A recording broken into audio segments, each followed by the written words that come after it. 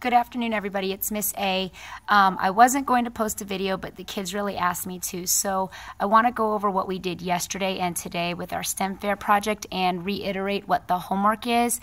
Now I'll show you the PowerPoint, but when I go to show the notebook, please make sure you're paying attention to the class because the notebooks are slightly different and our results were different, our data that we collected.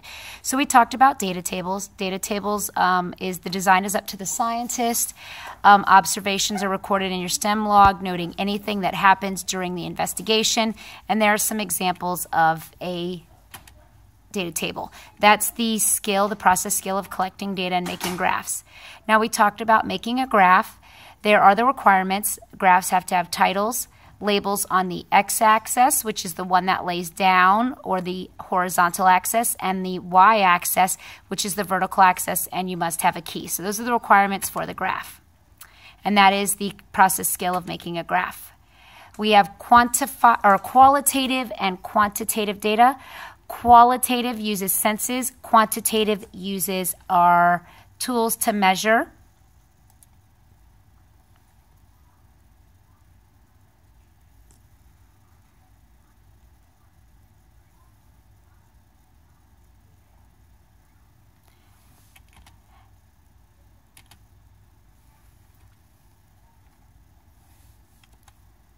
And then we have examples of graphs. We have a bar graph to compare data. We have pie charts, which are used for fractions or parts of a whole, percentages. This is an example of the data table that we might have used. And then that is the process skill of collecting data. So that's what we did yesterday. Now here's what we worked on today, understanding our observations. It is important to collect data, but it is equally important to really review the data and understand what those numbers and observations in the graphs mean.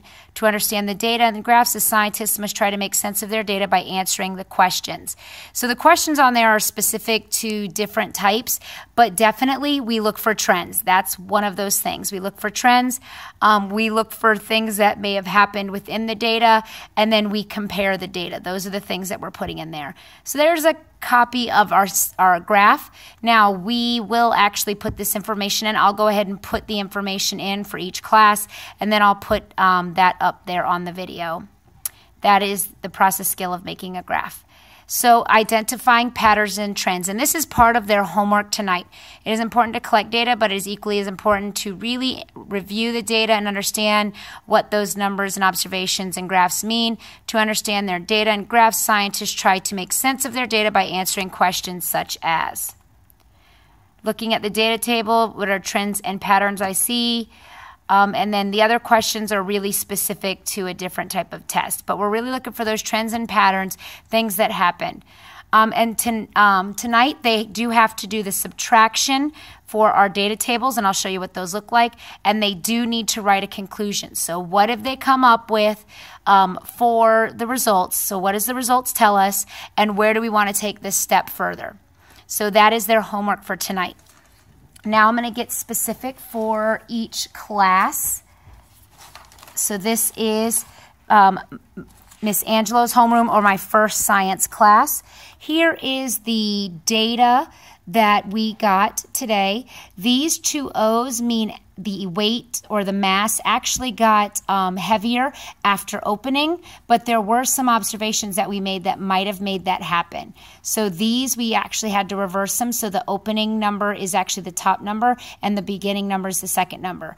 I modeled the first one. This was my beginning mass, my after opening mass after 30 minutes, beginning mass and opening mass after 30 minutes. And we compared the data, and we actually did write that here, where we talked about the difference of the Coke was 0.2, the difference of Diet Coke was 0.5, and the kids did say, based on that first trial, we see that Diet Coke may have more carbonation. Now we have to complete the data table here to come up with that information. We also noted that 4 out of 6 trials, the Diet Coke opening the mass was less than the beginning mass. Fabian's had an anomaly that his can kind of spritzed up, so that was something that we noticed. We also wrote regular Coke consistently had more original mass than Diet Coke. Regular Coke had 3 trials where the mass was around 216 grams, so that's something the children noticed. And regular Coke consistently has an open mass that was less than the beginning mass.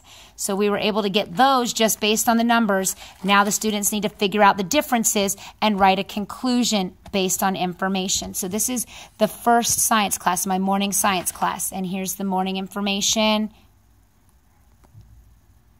Here's what we observed yesterday. Those are the different groups that did it. That was our information that we had. And parents, I did send this to you through Remind if the kids need to see a still picture, or you can just pause the video. And here's what we did yesterday. So that's the stuff for the first science class. Now we're going to the second science class. So here's what we did yesterday. We talked about data tables. We talked about graphs. We talked about the processing skills. This is for the second science group, Miss Izzy's group. And then here is our data table that we completed today. We wrote all of our beginning and our ending masses.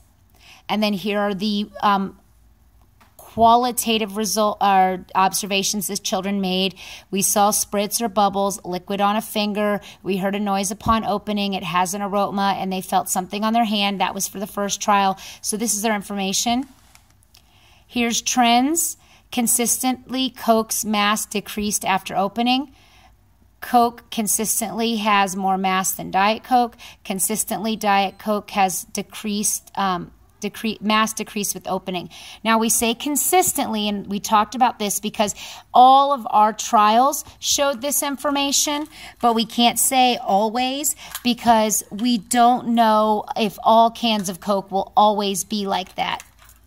So we did talk about that type of information. We have that there. So this is this second group's information. And then here are the data tables, which are their homework for tonight. They have to figure out the difference of every single trial, and then they have to write a conclusion to the results. So basically they're going to say, what did they find out from the results? What did they learn? How can we take this further? Where do we need to go? So basically they're coming up with an answer based on the data, but they do have to finalize the subtraction. All right, hope this video helps everybody. Thanks for watching. If you have any questions, put it down in the comments part. Give me a like. Thanks everybody. Bye.